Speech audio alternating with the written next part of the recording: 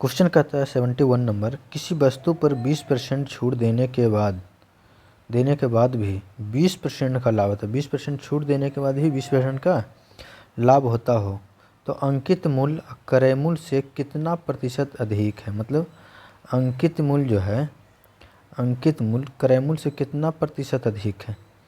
कितना क्रय मूल्य से कितना प्रतिशत अधिक। तो देखना है, क्वेश्चन देखना है कि 20% छूट देता है, इट मीन्स 20% छूट देता किसी वस्तु पर, छूट देने के बाद भी 20% का लाभ हुआ, पता है 20% का लाभ होता है। अब कहता है अंकित मूल्य क्रय मूल्य से कितना प्रतिशत अधिक है। तो अंकित मूल्य, ठीक है, क्रय मूल्य से, तो अंकित मूल्य क्रय मूल्य है, ठीक। क्रय मतलब छूट देने के बाद कितना बचा 20%, 80%, तो क्रय मूल्य मेरा निकल गया। 20% छूट देने के बाद जो भी छूट बचता है, छूट दे दिए 20%, तो 80% बचा, तो मेरा क्या हो गया, क्रय मूल्य हो गया। और कहता छूट देने के बाद 20% का लाभ होता है, इट मीन्स 20% लाभ, मतलब विक्रय मूल्य सहित है इसमें अंकित मूल्य है। अंकित मूल्य क्रय मूल्य से कितना प्रतिशत है। अंकित मूल्य, ये अंकित मूल्य है, ठीक है। अंकित मूल्य क्रय मूल्य से कितना अधिक है, 40 अधिक। कितना का अंतर, दोनों में कितना का अंतर है, 40 का अंतर, 40 का अंतर, ठीक है, 40 का अंतर। 40 दूना 80 गुने 100% निकालना है तो 50 बार में, तो 50% आंसर हो गया। नहीं तो ऐसे भी बना सकते हैं।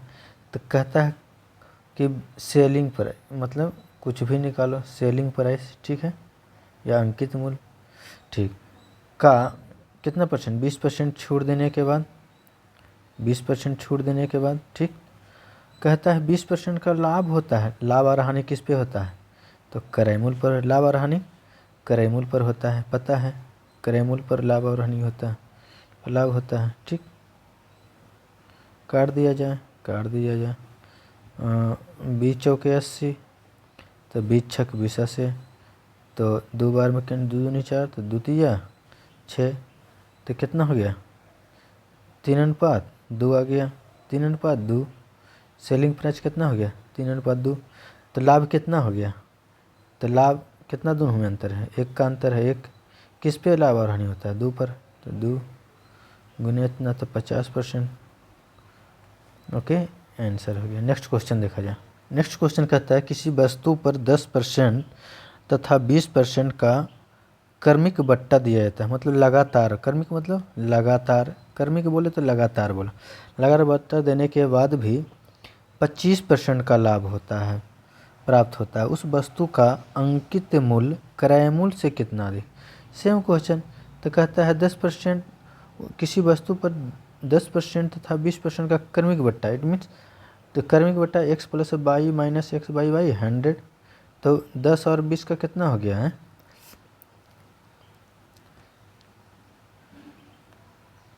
तो 28% ही आ जाएगा। 28% का छूट दिया, 28% का छूट, तो कितना बचा 72%, तो 72% CP निकल गया, आगे मालूम हो गया ना, CP आ गया। और कहता है कि 25% का लाभ, तो 25% लाभ होता है। और कहता है कितना का अंतर, दोनों में डिफरेंस कितना, तो अंकित मूल्य क्रय मूल्य से कितना अधिक है, तो 53 अधिक है। इन दोनों में अंतर कितना, 53 का अंतर हो गया। इन दोनों का अंतर कितना 53, तो 53 अंतर हो गया। तो कहता है कितना प्रतिशत अधिक है, तो 53 अधिक, किससे अधिक है, तो 72 से अधिक है, ठीक, 72 से अधिक है ना, 53 निकाल देना है। 18 × 72 और 25 चौका 100, 25 चौका 100, इतना पूर्णांक कितना आंसर हो गया, ठीक है। नेक्स्ट क्वेश्चन कहता है किसी वस्तु पर 20% छूट देने के बाद भी 10% का लाभ होता है, तो उस वस्तु का उस वस्तु का क्रय मूल्य जो है अंकित मूल्य से कितना प्रतिशत कम पूछा। अंकित मूल्य से कितना कम, तो 20% छूट, तो CP हो गया, ये मेरा CP हो गया। और कहता 10% का लाभ, मतलब सेलिंग प्राइस बोलो चाहे अंकित मूल्य बोलो, अंकित मूल्य हो गया। और कहता है कि कितना कम है, तो दोनों में अंतर कितना है, 30 कम है। किससे कम है, तो 110, अंकित मूल्य से बोला ना कम, अंकित मूल्य से कम निकाल देना है और क्या, 1 0 कैंसिल, 300/11% इतना percent answer. Okay okay, percent निकालना है तो 100 से गुना करना है, ठीक, इतना परसेंट आंसर जो भी निकालना है आगे निकालना है, ठीक। नेक्स्ट क्वेश्चन कहता है एक व्यापारी 950 रुपये अंकित मूल्य वाला, मतलब 950 रुपया का अंकित मूल्य वाला कोई वस्तु है उसके पास, ठीक है। एक पुराना कूलर खरीदता है, मतलब कोई वस्तु पुराना कूलर खरीदता है, इस पर 10% का बट्टा प्राप्त होता है, इस पर 10% का बट्टा भी प्राप्त होता है।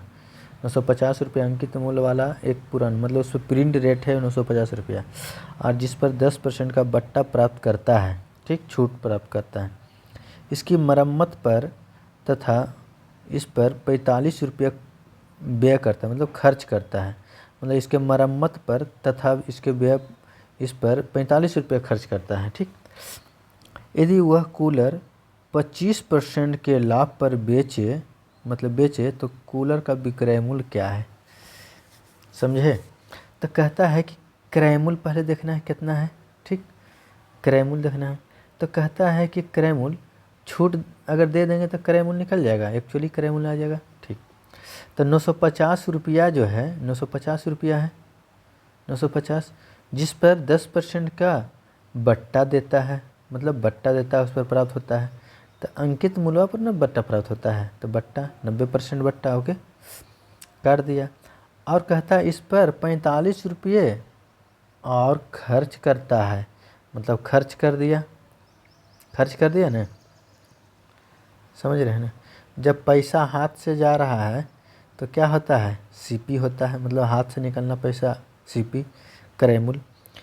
तो 45 रुपया इस पर खर्च करता है, तो टोटल कितना हो गया 900 रुपया। अब 900 रुपया कॉस्ट प्राइस हो गया मेरा। अब कहता है कि वह कूलर का 25% पर बेचे, और कूलर का मूल्य जो है 25% पर बेचे, लाभ पर बेचे, तो कूलर का तो 25% लाभ पर बेचा है इस पर, ठीक। तो कितना हो गया 25% लाभ, तो 1125 रुपया सेलिंग प्राइस मेरा हो गया, ओके, ठीक है। नेक्स्ट क्वेश्चन देखा जाए। नेक्स्ट क्वेश्चन कहता है यदि किसी वस्तु का अंकित मूल्य 30% के बट्टे, मतलब अंकित मूल्य पर 30% के बट्टे तथा 20% और 10% के दो क्रमागत बट्टे देने पर, मतलब 30% के एक बट्टे, मतलब स्पेशल एक 30% का एक बट्टा है, स्पेशल मतलब सेपरेट है 30% का एक बट्टा, और लगातार क्रमिक बट्टा कितना है 20% और 10%, दो क्रमागत बट्टा है 20 और 10, ठीक। बट्टे देने पर प्राप्त विक्रय मूल्य का अंतर 72 है, मतलब अब दोनों बट्टे का अंतर है 72 रुपया है ना, अंतर कितना है 72 रुपया। तो अंकित मूल्य क्या होगा, तो पता है सेपरेट, पहला मेरा बट्टा कितना है, पहला बट्टा 30%, एक बट्टा सेपरेट मेरा है पहला, और दोनों क्रमागत बट्टा कितना है 20% 10%, 20 + 10 - 20 गुने 10/100, मतलब 28% का एक बट्टा है। तो 30 में से 28 घटा दें तो दोनों का अंतर कितना है 2%, या तो ऐसे ही कर सकते हैं 2% का अंतर, 2% का अंतर है। अब इनमें अंतर कितना है विक्रय मूल्य प्राप्त होता है, दो क्रम बट्टे देने पर प्राप्त विक्रय मूल्य का अंतर, मतलब दोनों का अंतर दे ले तो अंतर दोनों का, जब अंतर दिए हुए हैं तो अंतर दोनों का देते 2% बराबर 72 रुपया दिए हुए, तो अंकित मूल्य 100% हमेशा होता है, ठीक, अंकित मूल्य हमेशा 100% होता है, ठीक। तो आगे देखना है, निकाल देना है 72 बटा इतना गुने 100, तो 3600 रुपया मेरा आंसर हो गया, ओके।